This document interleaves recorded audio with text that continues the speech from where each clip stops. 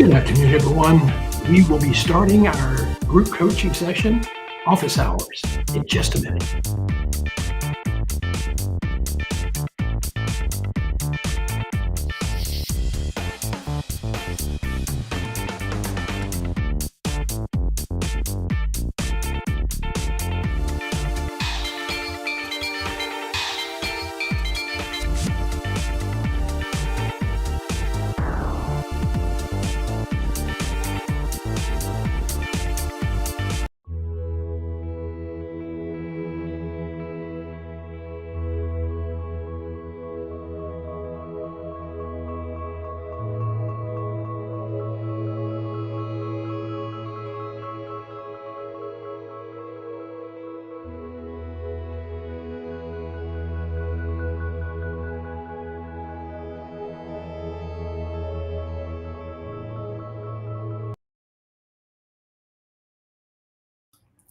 Hello, everyone. I'm John Self. Welcome to Office Hours. We're delighted you're with us today. We're going to be focusing on the subject of accountability in your job search.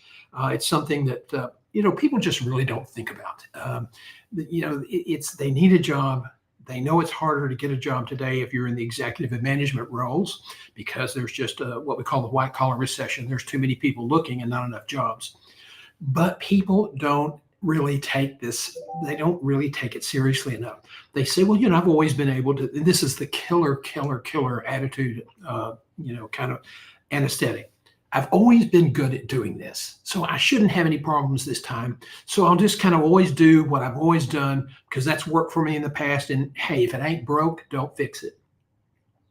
Okay, what I've given you there was just a really short version of something that's very, very lame. Let's talk about how you can be accountable for your job search, and more importantly, how you can expedite the process. And I think that's something that anybody that's out there today would really like to do. I think that with the white collar recession, and it's probably not going to abate anytime soon. The tariff situation is creating a lot of uncertainty. A lot of people are worried about a recession. The recession index seems to be growing. And, one of the things about recessions is that sometimes we can talk ourselves into one. And if you're watching CNBC or Bloomberg, there's a lot of people talking about recession. And if we get into that mode, okay, the chances of them having really a robust executive management hiring, splurge is almost non-existent. So they're continuing to hire people at the executive and management levels. Frequently, it's a replacement. There are not a lot of wholesale additions to the executive offices. So you have to figure out what steps you can take to be successful in a job search in a white-collar recession. Now, it's going to take probably longer this time around than it has in the past. And I think that you just have to acknowledge that. But there are things you can do that will expedite the process. And so those are some of the things we want to talk about today. Our agenda is the job market. Is it good or bad? There's so much debate about this. People, they hear all the great good job reports. We're going to kind of break that out very briefly. We've talked about it several times. The executive segment, well, that's a train wreck. Your accountability. We're going to give you some step-by-step guides that you need to follow and the takeaway, and then look briefly at the future. Thank you again for joining us. Let me tell you before we get started, this is one of our sponsoring organizations within the company. It's called Your Career Community. Now, a lot of times when people lose their jobs, their company may buy them outplacement services. They have a contract with one of the big national firms or one of the regional firms or one of the industry specialty firms. And that's usually, that contract is usually for 90 to 120 days. Here's the rub. The average job search now in this segment, the executive management segment, runs anywhere from 8 to 14 months. And so people get sort of isolated. So we've decided to approach this a little bit differently, and I hope it's something that you are comfortable with And if you have any questions, you can call me. We'll be happy to share more information with you. Your career community is a community. It's very small. We just launched it. It's very slow in marketing right now, so I'm really trying to get people to recommend us and share this information with their friends and they're in the job search. For $79 a month, you get two live coaching sessions a week. You get two live coaching sessions per week, 4 30-minute check-in calls with me every month. Not going to be talking to some contract coach or somebody I've delegated you to. It's me. And I have a lot of experience in helping people find jobs. I spent 27 years in executive search across the United States, in 6 countries and on 4 different continents. I've interviewed nearly 9,000 people. These check-in calls, we can cover anything you want to. If you have a question about search, if you're struggling with how to answer a question, if you're stuck on strategy, that's what these calls are for. Unless you are just really behind the curve, you can get most everything you need to support your job search in this membership package. But some of the things are getting kind of competitive, particularly in the interviewing. So you may say, well, I really could get some more intense help in interviewing. And so we have an interviewing masterclass. It's 8 weeks. It's 5 different mock interviews. It's intensive one-on-one coaching. And it costs $1,400 because there's a lot of time involved. However, if you're a member, you get a 40% discount. So if you're a subscriber, you get a 40% discount. You also will get a paid subscription to our morning newsletter, Guiding Your Career report. And, we think there's a lot of value in it. If you would like to get more information or go explore, visit our website at johngself.com. On the right side of the website, right side over here, you're right, is a little ribbon. It says, the membership, for discounts, etc. Click that. It'll take you to the portfolio page. There'll be a brief video reaffirming what you'll get in the process. And then we can walk you through how to get logged in and how to become part of the community. As a community member, you get to have a lot of say in terms of what kind of coaching we offer on this weekly basis. We do a lunch and learn on Tuesday at noon and office hours at 4 p.m. On Thursday afternoons. We will also be available, and we'll let you know when we're on the infamous Bite Dance. Oh gosh, isn't that terrible? You just had a break. Yeah, I just had a breakdown on that TikTok, and we go over there on Thursday nights, and so we'll always let you know when we're going to be answering questions, so that you can join us. That's another thing you get as a member. So we think it's a great value. We hope you'll agree. Ask questions. If you're struggling, let us help you. Okay, let's talk about the real mess here with the career management block. Let's see, just a second. Nope. What we have here is a train wreck, and that's exactly what it is. We have a big change in the way companies are managing. This really started back in 2012, when companies begin to would do what we call job extension. And it was very subtle at first. They would say, okay, we have this regional VP here, and we've got 6 plants, and we have, every plant has a vice president responsible for the plant. And so we have all this an extra layer of people that are costing us a lot of money, and we don't think we get the value for that. So what they decided to do was get rid of those vice presidents and general managers and put a chief administrative officer in each plant, reporting to this regional vice president or the market vice president for all the plants in that region. And they saved a lot of money. Hospitals are doing it, manufacturing, retail. It's becoming very common. Hotels, they used to have a lot of breaking it down in divisions, and now more and more of the vice presidents that survive don't have 4 or 5 things reporting to them. They may have 15 or 20 things reporting to them. And you see Jassy at Amazon is going to be doing the same thing again and again because everybody's worried about their cost. And if we go into a prolonged recession, or even worse, stagflation, which means inflation's going up and people's buying is slowing down, that's something we don't want to see, because that's very, very difficult to solve. But anyway, it's a train wreck, but there's good news.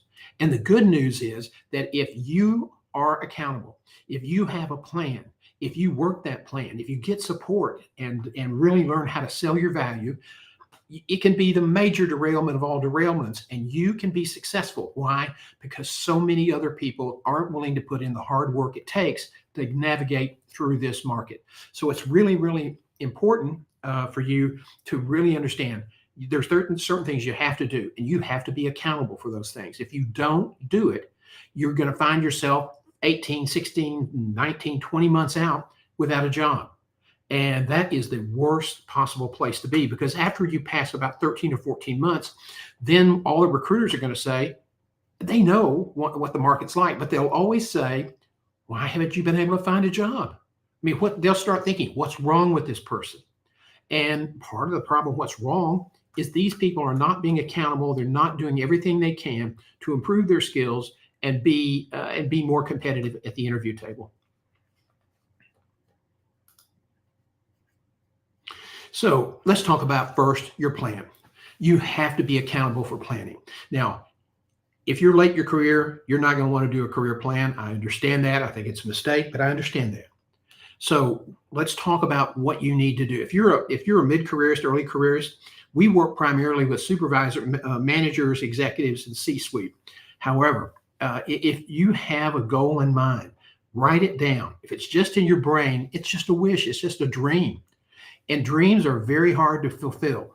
If you have a plan with action steps all the way through, you will stand a better chance of accomplishing what you want and make more money doing it. And we saw that over 27 years in our career, because we frequently ask people, do you have a written career plan? Those that did seem to be further along. They were more focused and they were happier in their career. So remember, an unwritten plan is just a wish. So you have to be accountable for this. People don't do it. And you know what the most common reason is? You're going to love it. Well, things are going to change. No kidding. Things always change in business. That's why you do business plan reviews and you adapt things, and you have to adapt your skill sets and your path to where you want to go. You're going to have to change. So business plans are going to change. You're going to have to adapt.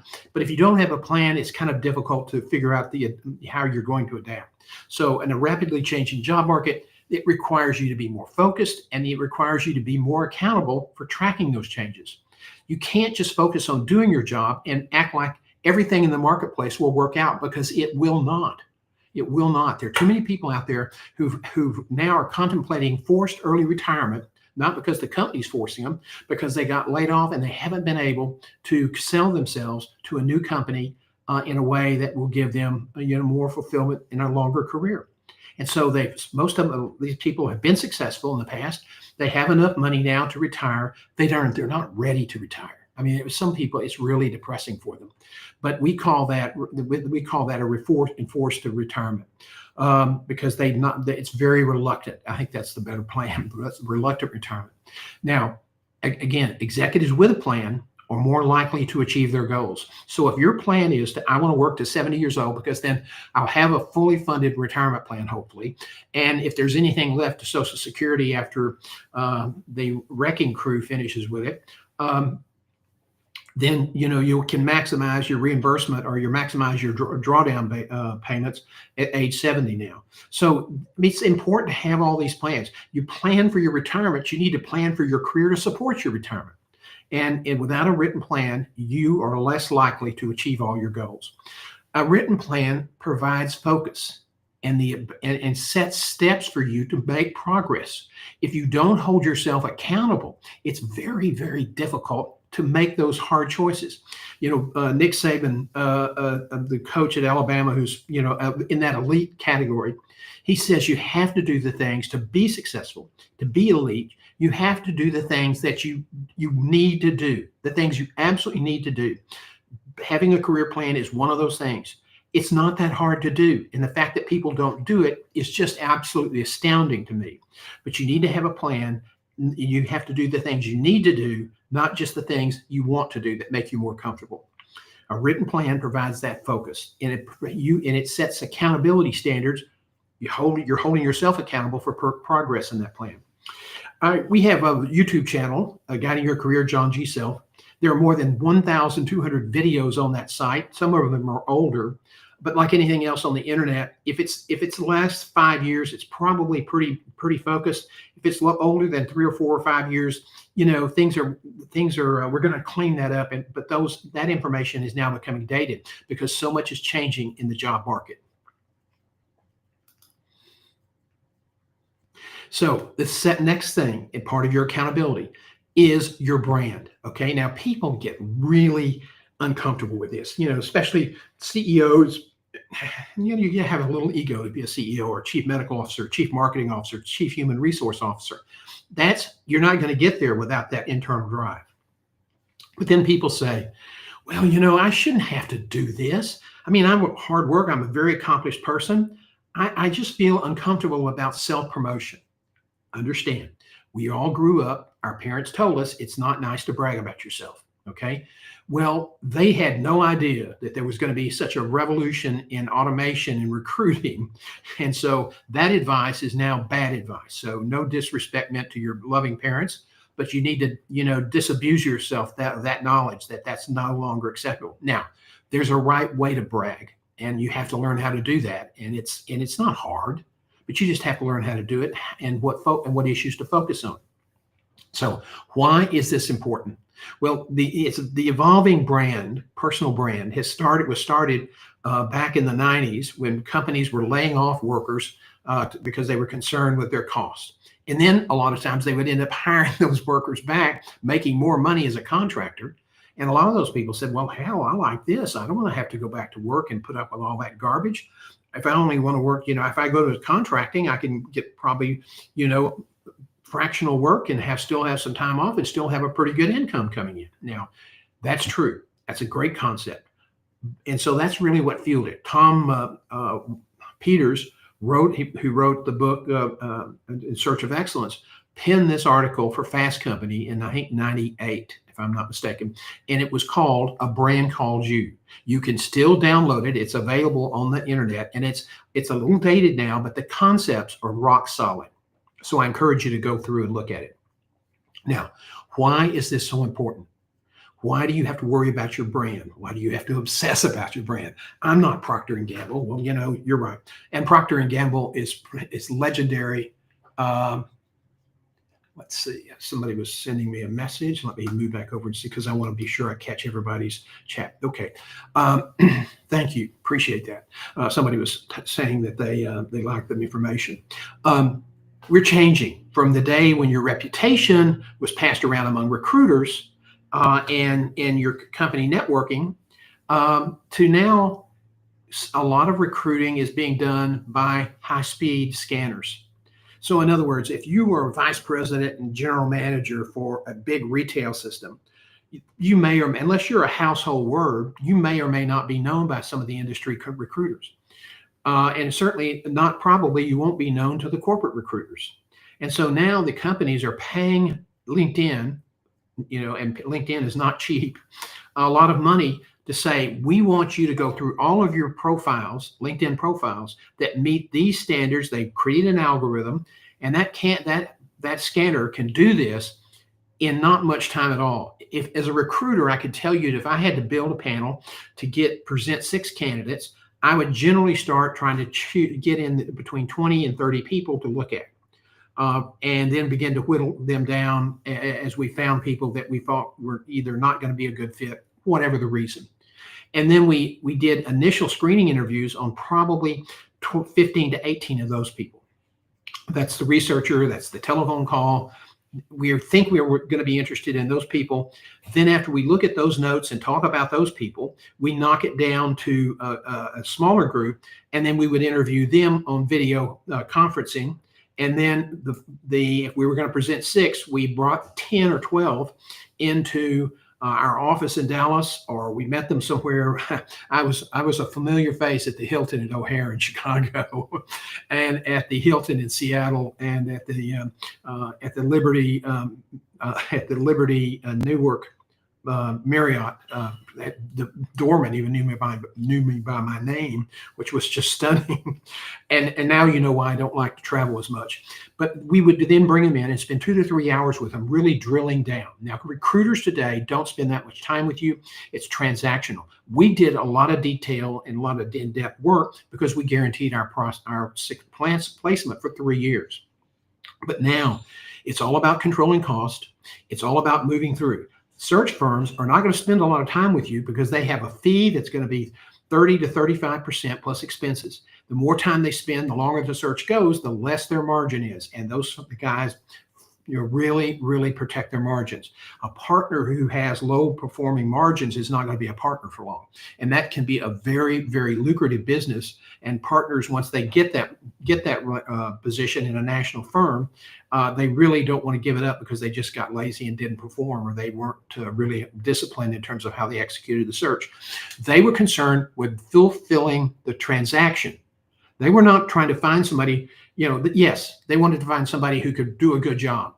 But what they were trying to do was fill the order and do it as quickly as possible and do it in a way that the client was helpful and was satisfied that they got some good people to look at.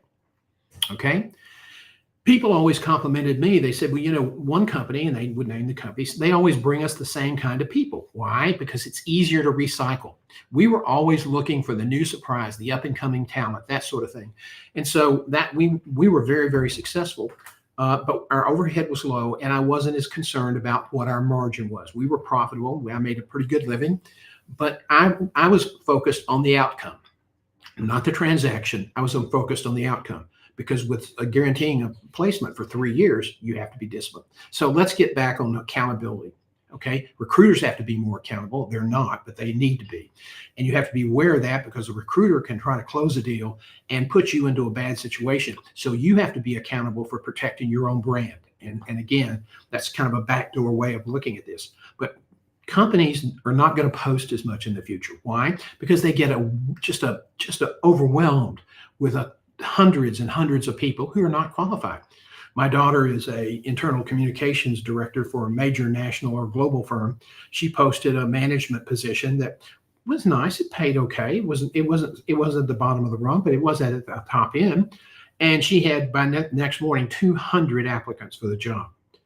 And somebody has to take time and now go through that because you don't want to miss somebody that was really, really the best person for the job. So, but when you get a lot of people applying, okay, and you don't have an ATS scanner, or you're not using the contract can't scan capability, and you're relying on researchers to look at them, that takes a lot of time. Now, when you use ATS, that has its own set of problems. It moves the process along, but a lot of people get left on the cutting room floor, so to speak.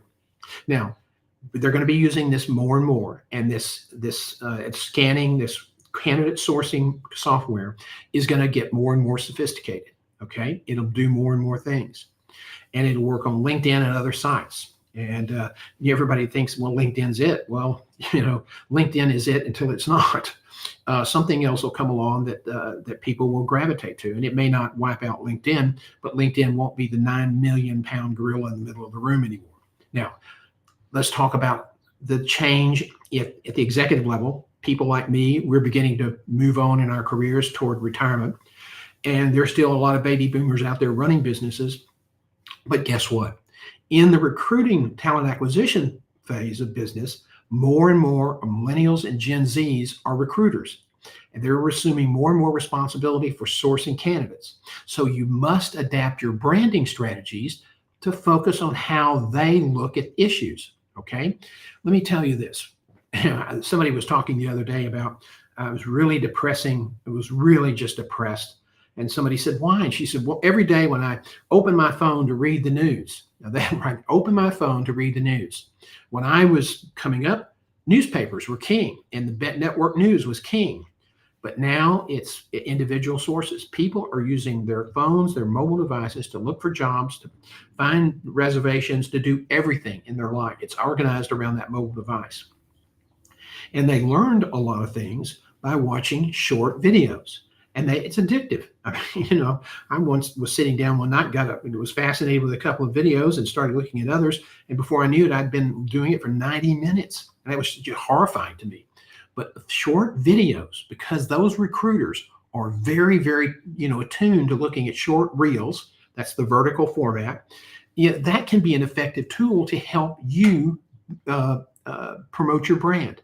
And so you can or you can make a reel and attach it to LinkedIn, or you can put it on a YouTube page. Now people say, "What the hell are you talking about? YouTube?"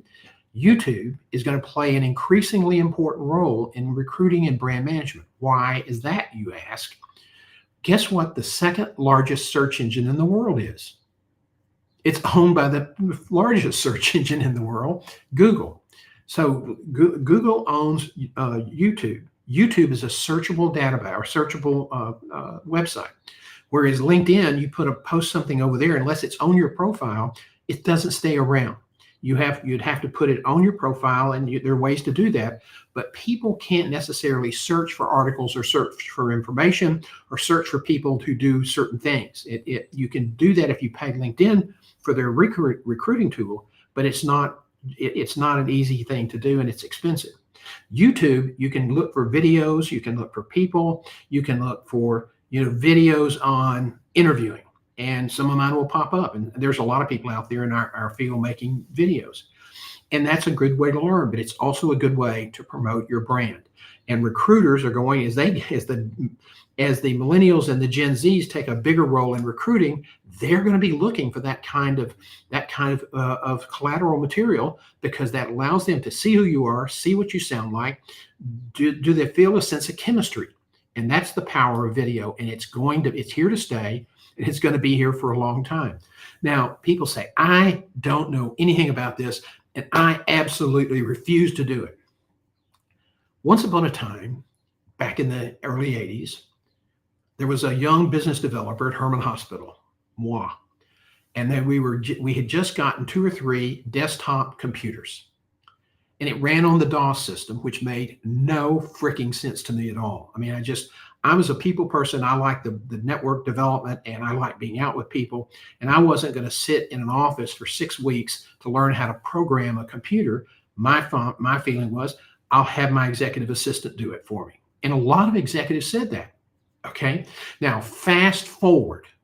Not only do I have 2 massive computer screens on my desk, sadly, my iPad had just died, so I've got to replace that. I have a phone, a mobile device, and on my Apple computers, I have video editing called iMovie, which is that picture at the bottom.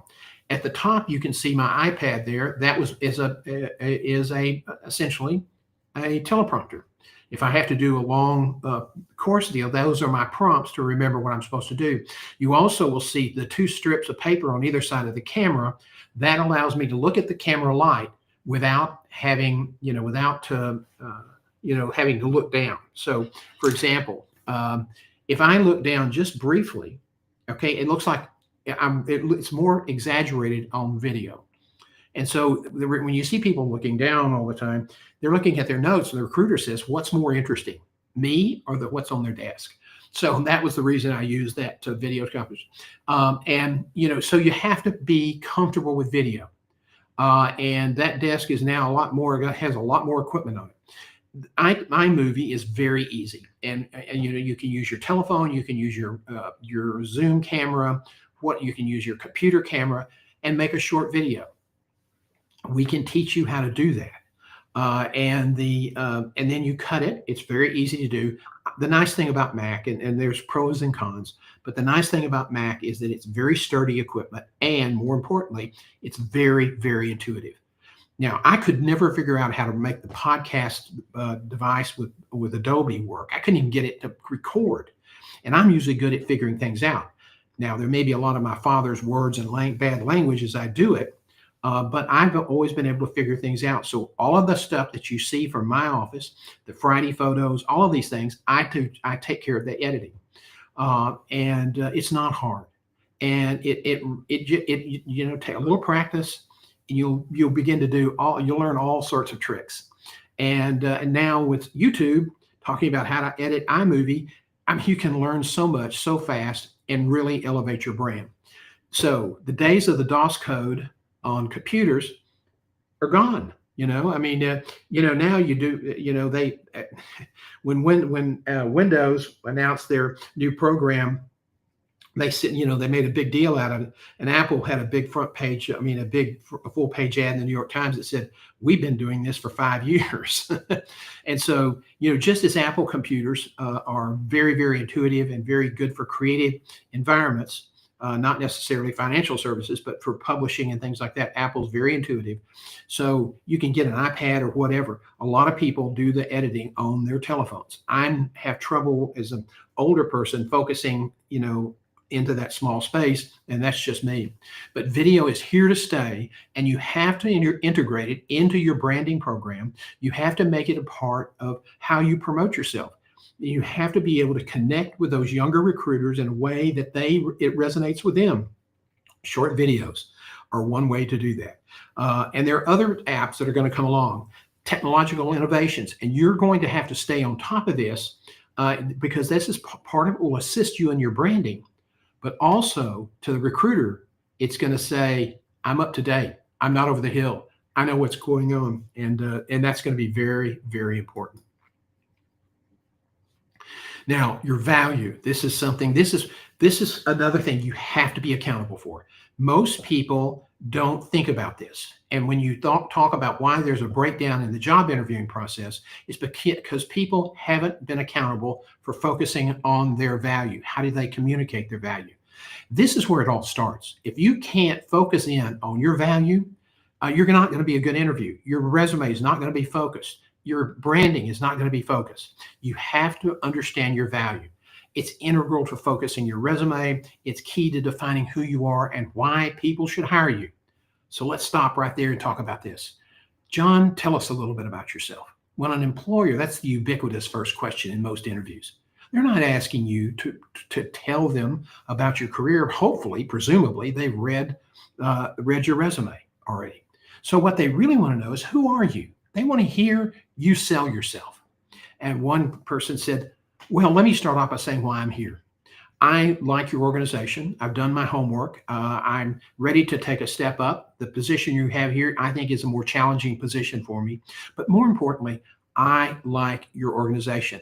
I've spent some time looking at your values and talking to people about this organization, and it really does seem to really fit with me. And so that's one reason I'm here today. The second reason is that I am enthusiastic about what I do. And when I work for a company that I'm aligned with in terms of their values, I find myself getting very enthusiastic about the work. And so if I come to work for you, if you extend me an offer, you're going to get commitment, you're going to get enthusiasm, and you're going to get somebody who enjoys being successful and who is a leader, enjoys making his team more successful.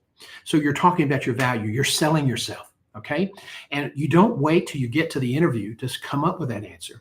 You define what your value is. And we have a worksheet, and you can go online at our website, johngself.com, and download it. And if you have any questions, you can schedule a free call with me, and we'll kind of give you a quick walkthrough of it.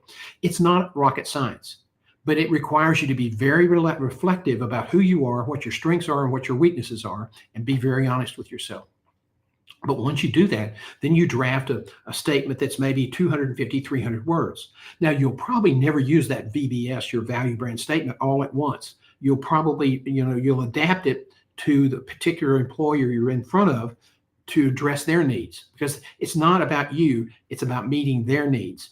If you want to brag about all the things you're good at, that's great, but it may not be what they're looking for. So you always want to stay, your value is important. You got to understand it, but more importantly, you have to understand how to communicate it to the prospective employer so that they will see what your benefit will be to their company. Your value is at the core of your story throughout the interview. Now, another thing is another part of the process that you have to be accountable for, and that is defining your value and doing it in the resume. Now, this is where it gets kind of complicated. Okay, the resume may be irrelevant in 2, 3, 4 years. People may just be relying on LinkedIn, and you won't be asked to submit a more complete record of your employment until maybe after the first or second interview. That's something that's already happening. Okay, but it is still your first interview. So when you submit that resume, if it's not geared to the employer that you're focusing on, okay, if it doesn't address their issues, if it's not using the keywords and phrases that they used in the job summary, your chances are going to the next level aren't very good. Okay. So, you have to have a resume that is customized. You are accountable for doing that. You can say, well, I don't have time to do that. I understand. Okay.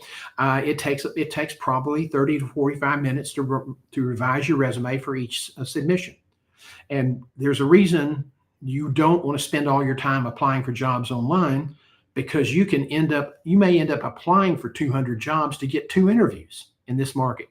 So that can take up a lot of your time. Don't waste it. You got to have a good resume. Even if you're contacted by an executive search firm, you have to have a resume that speaks specifically to the job they're trying to fill, so that it connects your strengths, your value with their needs. And you have to do that every time you apply for a job. You can't say, it's pretty good. Pretty good is not good enough anymore. It's like saying, I'm good at an interview. What you're really saying is I'm average, like everybody else. Most people aren't great at interviews. Average is not good enough anymore. You have to be really exceptional. Okay. Your resume has to tell your story. Now, storytelling is really, really critical, and it's part of how you present your value. Listen, the best qualified person for the job only gets it 30 to 35% of the time. Who gets it? It's somebody who's qualified, but it's the person that did the best job of communicating their story in a meaningful way that resonated with the recruiter, that fostered trust and likability. That's who's getting the job. And one of the things you have to do, you have to be accountable for that, but you can't achieve that unless you break all these processes down and take accountability for doing it the right way every time. The way you used to do it, that's great. But you're not applying for the vice president of this is the way it's always been. You're applying for a job that that it's current, it's relevant, it's looking forward. So you have to go after that job. You have to compete for that job in a way that convinces them that you're a forward-thinking, forward-looking person who understands their values, understands their needs, and can meet those needs. And that's really important. Now, you always want to emphasize, you always see me say this, your relevant skills. Relevant skills are really, really what we're talking about. You may be good at data analyst and being a great data analyst for mergers and acquisitions, but if this organization is not going to do mergers and acquisitions, you don't really want to spend a lot of time talking about M&A, because it's just, they're going to think, well, why do we need to hire this person? Now, companies are not looking for a reason to eliminate you. No, they're looking for a reason to hire you. And most people fail in getting the job because they didn't provide a good reason to the employer for why they should be the person that's hired. Okay, it's a zero-sum game. You're competing with everybody else. When you lose, it wasn't that, well, they picked somebody else. That's just your way of making yourself feel better that I lost, that I wasn't good enough to communicate and compete. So you have to be able to really be accountable for having a good resume, because that's at the core of everything. And it has to tell your story, and it has to be compelling. Okay. You have to emphasize those skills and your achievements. Again, the old concept of the elevator speech. This is where I've been. This is what I've done. Value brand statement is kind of the same concept, but this is what I've accomplished. It's all about what you've accomplished.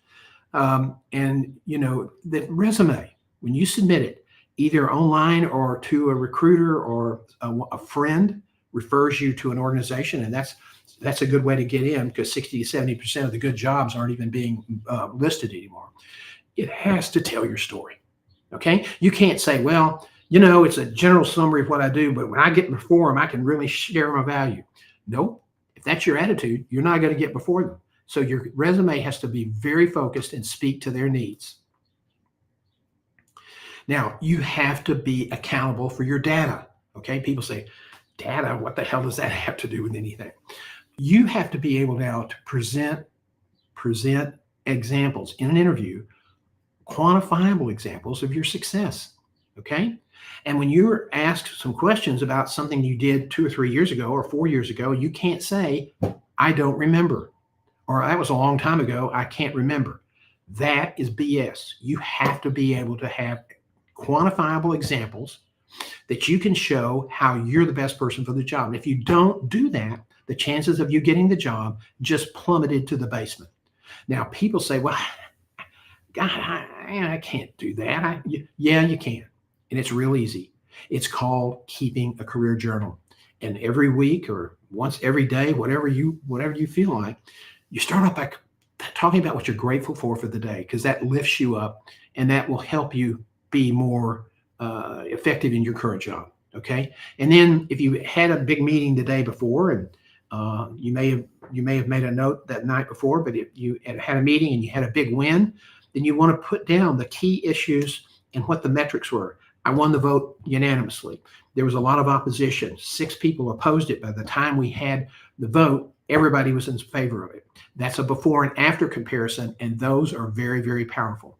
I've written a lot about journaling, and you can visit my blog site or my website, johngeself.com. And on the blog tab at the top of the page, it'll take you to the blog page. We really now use our newsletter as the blog, and it's over on Substack. But I will tell you, there's 1,000 articles in the database on that website. And if you want to do journaling, I've written many things about journaling. So just put in the dialog box journaling, and it'll probably bring up 3 or 4 articles that I've written. And it's an important subject. And it's another thing, another reason it's important, because it's a way for you to do a better job being self-aware and managing your brand, building self-awareness, building confidence. How is that? In football games, coaches film the game from on top of the press box. Why? Because that camera looking down can help them see how their players performed. And they can work on the things that the players failed on in the following practices. Okay. And that's really important. It helps the coaches do a better job to help teaching these players how to get better, how to move up to the elite standard. Well, executives don't get a lot of chance to practice. Hitting golf balls or going to movies or what, that's not going to help you become a better leader. Okay. Reading will support it, but it's not the same sort of discipline. Reflective thinking is how you do it. Okay. Everybody needs to go through, and if you had a week and you had a big decision, think about it. What were the issues? Who did you have at the table? What were the debates about? What were the pushback issues? You were successful in moving it forward. How were you successful? You think you'll remember that? You absolutely bloody well won't. People don't. I can't tell you how many times in an interview I would say, tell me about this. Well, I don't really remember. It was very successful, but I don't remember the specifics. One of them, we had a big issue with a client that had a really big turnover problem. Now, one of the things that I had heard about this candidate was that he had been very successful at doing turnarounds. I wanted somebody who could really impress the client to do the hard things. This guy, I asked him what his numbers were, and he couldn't remember. It was 4 years previously. Well, I finally talked to somebody else, and they said, oh my God, he took us from 25% or 30% turnover down to about 12%. We saved hundreds of millions of dollars. It was a big company. He didn't remember. And that cost him. I'm not going to refer you to an employer that's going to pay you $400,000 or $500,000 if you can't remember something that was so integral to this job from 4 years ago. I mean, that's just unacceptable. So you have to start keeping a career journal, record important achievements, before and after metrics. You have to be able to have a rolling list of quantifiable achievements, because people aren't going to hire you where you've been. They're going to hire you for what you can do. And the best predictor of future success is your track record from the past. And the best way to confirm that is to be able to give specific metrics that shows how you improve things. Reducing overhead on inventory, reducing overhead by reducing turnover, improving accounts receivable, all those things. Those before and after comparisons absolutely are forceful winners. So you have to manage your data. I don't remember is the worst answer you can offer to a question regarding details. Please don't forget that. Okay, your network. People say, my God, I'm accountable for that too. Oh, absolutely. Your career network is going to be essential for future job searches. So you have to be accountable for that. If you say, I don't have time, what you're really telling me is, John, I really don't give a rat's rear end about what my future is going to be. Okay. There are too many people on the sideline today, people that I like, people I respected, people who I thought were really top of their line. I've done work for some of those people. I've recruited some of those people. And several of them now are reluctantly retired because they didn't have a network.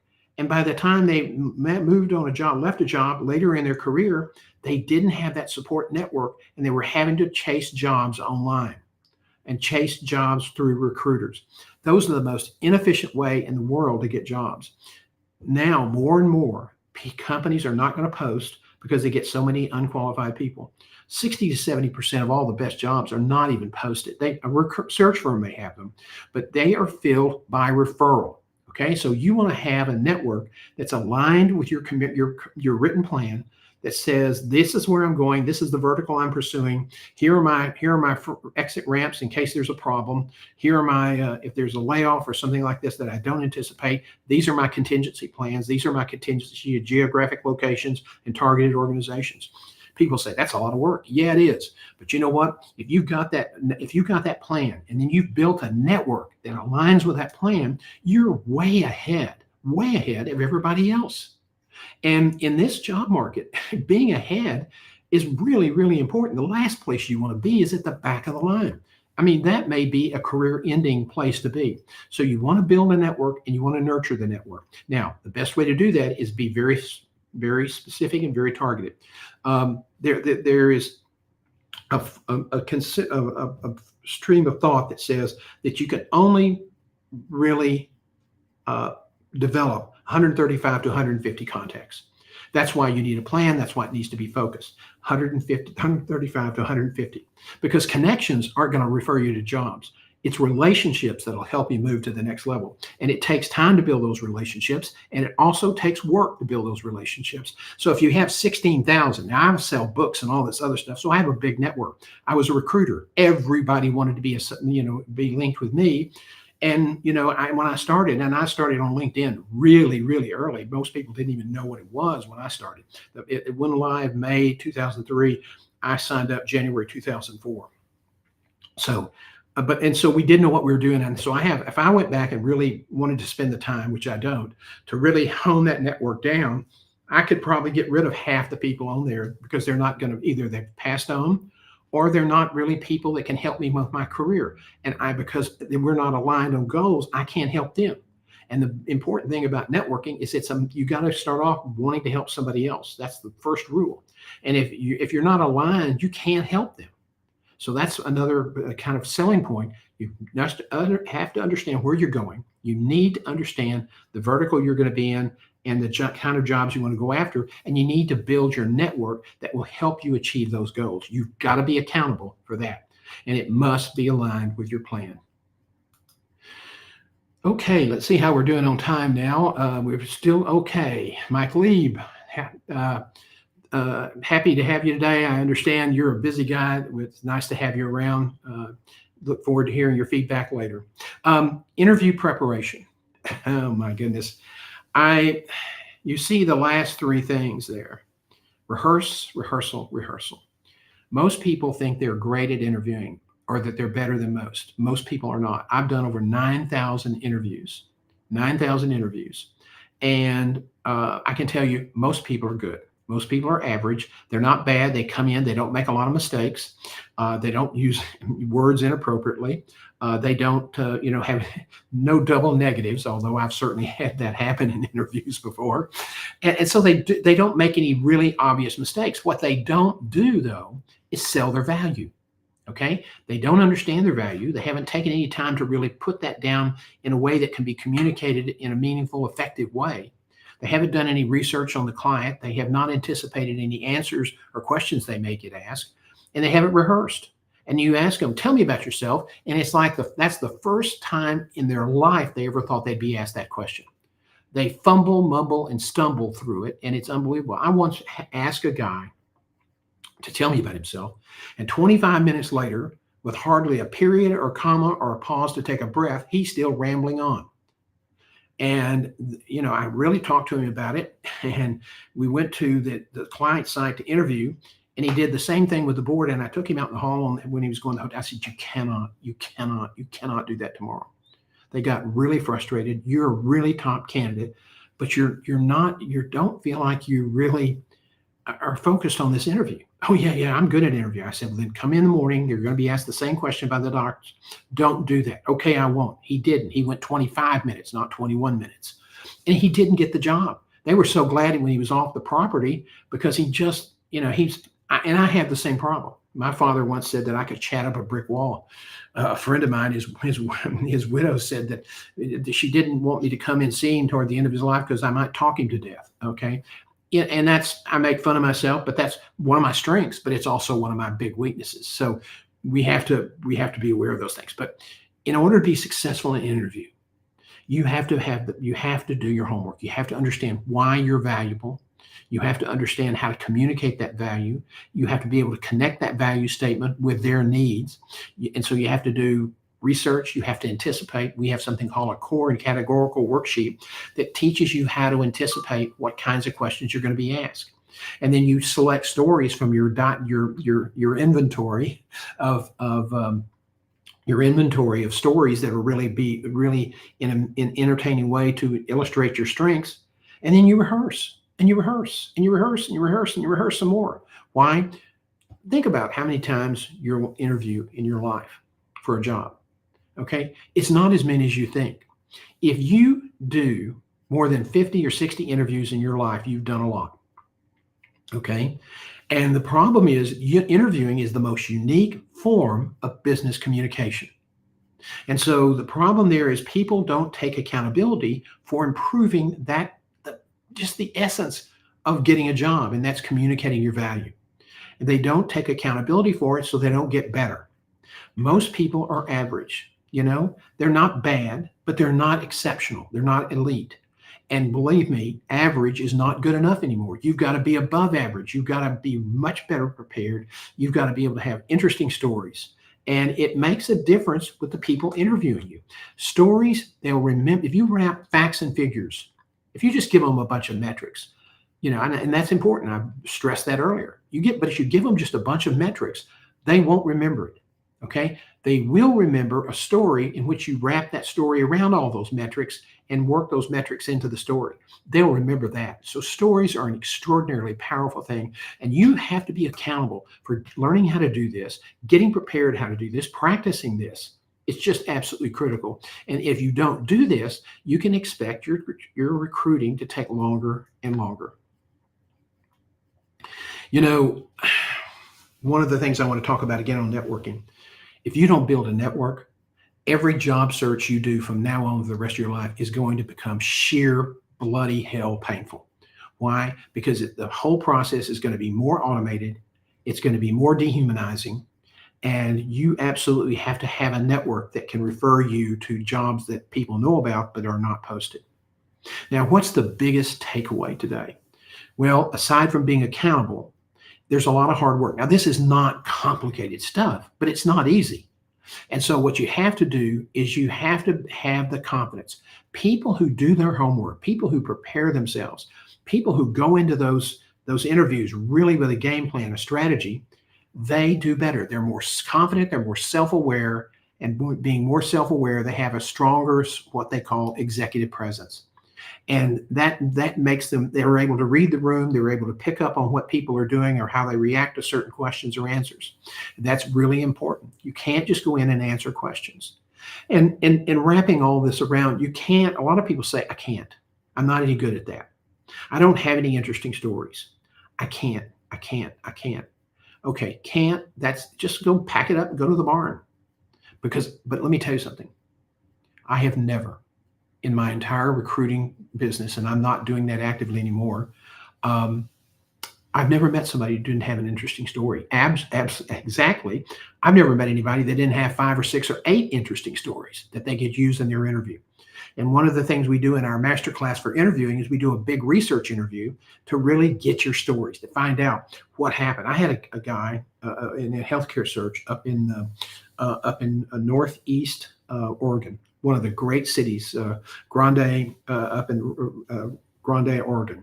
I believe that was the name of the town. Great little city, wonderful, wonderful people. But this guy came in, and he came in late to the search, and he was a certified healthcare executive. He was a certified physician practice executive. Now, in a small town, when you're a hospital executive, that's really a tough job. It's also a very visible job. And, you have to be very good at what you do because it's very political. And so this guy was very, very good at his job, but he could not convey his value. And so he was so late into the search. The first interview we did with him, I just couldn't justify the time and spending more money because I had so many other good candidates. And he was a smart guy. He really was a very competent executive, but he couldn't communicate effectively. And so he was such a nice guy. And he had been the number 2 operations guy at a rural health system, and they wanted him to move up when his boss retired. And he had some family issues at the time. He had a parent that was very ill. His daughter was struggling in school, and he said, "No, this is not a good time for me to take this on." And so the new guy came in and didn't want anybody of the old timers around, so he got kicked to the curb. It can be very, very, when you're in that role, that level of organization, it can be very cruel. He would get put into searches. People liked his background, they liked his experience, but he couldn't close the deal. And finally, I said, you have everything they're looking for in this next search you're going on.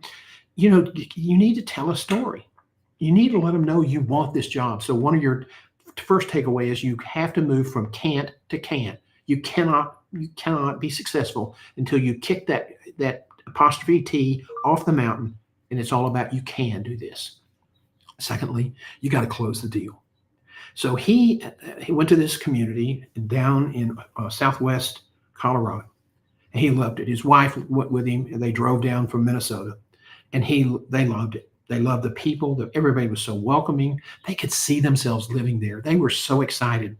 And he went through interviews all day, and he had extensive experience and extensive track record at doing the things they needed fixed in this organization. He was a slam dunk. But at the end of the interview, after the board met with him after dinner, and they said, "Well, we'll get back to you." And he'd heard that so many times. And I kept telling him, "You've got to stand up and you've got to make your case." And he said, "Well, thank you very much." And he said, "Here we go again," And he said something changed when he was telling me about this later. He said, "Before I go, I want to just leave you with a few more comments. First of all, we loved being here. This has been such an enjoyable experience for us, and we would be honored to be invited to live in your community. It's the kind of place my wife and I think we could really make a contribution and be involved in church and schools and things like this." And so that's one thing I tell you. You had a wonderful community here, and that's whoever you hire, they're going to be very blessed to be in a place like this. He said, "The second thing I want to tell you is I understand what problems you're having, and they're really perplexing, and it's really created a lot of discord. I spent a lot of time with your doctors today, but let me tell you this. I know how to fix that problem. I've done it 2 or 3 times in the past, and I can guarantee you I can fix this. This is just an orientation. Some of the things we do is work on how we message to the doctors about what things have to happen." And I said, "Your previous administrator wasn't probably as adept at doing that. And there's a lot of frustration and angst about what's happening." But he said, "I've dealt with that in the past. And I'm a fellow in the American College of Physician Practice Executives, and I've had a lot of training on how to help them get back to where we need them to be as partners, not as adversaries." And finally, he said, "I loved your people, and I enjoyed listening to them. And you need to understand that if you bring me to this community, I do a lot more listening than I do talking." And he said, "When I have something to say, it's going to be because I've really listened to understand the problem. Finally, as a board, you need to understand this. You can trust me. I don't mean to sound cocky, but I respect the role of a good governing board, and I will do everything I can to be sure that you have my support, you have my honesty, that you can depend on my integrity, and you can depend that I will be committed to solving these problems for you and being a long-term solution for this community." And they were kind of taken back. And he said, "John, I can't believe I said all that." He said, "I've never said that before." He was going home and he stopped at a truck stop up in the northeastern side of Colorado. His wife went in to get some snacks and he go to the bathroom, and he was out there filling the car and his phone went off. He said, "Who the hell's calling me?" And he answered it and he said, he called his name. He said, "This is the board chairman down in," and called the name of the town. I'm not going to mention it. He said, "We were really impressed with you last night. And we talked after you left. We talked a long time because we were so taken back by your passion, by your confidence, by your willingness to be accountable, your willingness to be accountable for helping us solve the problem. And the board, we made them vote last night to make you our finalist. We want to make you a job offer. You know what our ranges are, so we'll work with you in that range." And it was really good range, a good package. And he said, "We'll get together and do it, get a video conference with our attorney, and you may want your attorney, and we'll do this really quickly because we want you to come to our community. We think we'll be lucky to have you." The guy had gone through so much crap to get to that point. And he was so frustrated that that's probably why he just let off and said, "I can do this." He closed the deal. And he said, "John," I started crying. It's a very tough market. People are really, really frustrated. And you really have to be so self-aware. You have to be confident. You don't want to be cocky. But that's why he got the job. He moved from can't to can. And he was willing to share with them his true feelings. And I think that's so important. So what's the future going to be like? Well, holy moly. I wish I knew for certain. I can tell you, and I've been very good over the years at having a good instinct for how things are going to change. I can't say specifically how AI will affect various industries. It's going to have some impact. I can't tell you this, political upheaval that we're going through in this country right now. I don't know how it's all going to end. I can't tell you how the economy is going to go. It's not looking good. I was just wanted to see something real quick. Oops. And let's see. The market was down again because everybody's worried. There's so much uncertainty with the tariffs. But what I'm saying is the market goes down. If we go into a recession, that's going to make this a lot harder. Now, the good news is so many people don't want to do what it takes to be very good. They're going to do what they've always done in the past. But if you're committed to being accountable, if you're committed to doing what you need to do, not what you feel good about doing, but what you need to do, then you can be one of those people that survives this. You can find a position. You can, move your career forward. Now, I'd be absolutely thrilled to be part of your journey. But that's not the purpose of this coaching session. This coaching session is to reassure you that if you do the hard work, if you're accountable for this, you can be successful. Now, it's not going to be easy. You're going to have to do a lot of work and you're going to get rejected. And one of the things I tell my clients is that, if you feel lower than hammered whale poop on a weekend, and you text me if I'm available, I'll talk to you. Because one of the hardest things in the world is you got to keep your enthusiasm up. If you don't have the enthusiasm, it becomes very difficult. And you know what? Your spouse or your partner can only hear so much of your frustrations. And then it has an impact on the relationship. So I call myself the release valve. Why? Because I'm somebody who benefited from having a couple of bosses that really knew how to lift me up when I was feeling really bad, really frustrated. And I know how important that is. There's a great story about Charles Wesley, an Anglican cleric, who once the quote was attributed to him that said, "When somebody is on fire with enthusiasm, everybody wants to be around that person. People will come from miles over to watch his enthusiasm burn." And I found that early in my career, and I believe it. And so one of the things you have to be accountable for is you can't sit there and say, "Well, I'm just so cool and I'm so dignified and I've worked so hard and I went to elite schools. I don't need to worry about those soft things." Well, guess what? The market you're in now and the future we're looking at, you're going to have to be very good at being corporate, at being very self-confident, being very self-aware, having good executive presence, but also communicating on the soft skills. To be sure that you build strong teams, things like this. The future is going to be challenging, but again, if you move from can't to can, if you have enthusiasm, if you take accountability for planning and executing the plan, you can be very successful. Listen, I appreciate you joining us tonight. There haven't been any questions, so that's either I would like to think that means that I did a good job. But if you do think about this and you do want to come back later and have ask some questions, feel free to call me. You can visit my website at johngeself.com. At the bottom, there's a little icon in the footer that says "Talk to John," and I'm happy to schedule a telephone call with you or a video call with you. Now, if you're a salesperson and you're going to try to use that to sell me something, you're not going to get very far. So don't embarrass yourself. This is how I help other people. I'm not buying anything right now. I'm trying to help. I'm focusing on other people. And send me an email if you're trying to sell me something. And please, but if you need help, if you're a former government employee or soon to be government employee, and you haven't been in the job market in a long time, well, it's changed. And I think you're probably picking up on that from this presentation. You can be successful, okay? But you're going to have to really adapt really quickly. And we can help you do that in our membership program. And it's much more if you're probably not getting a great severance from the government.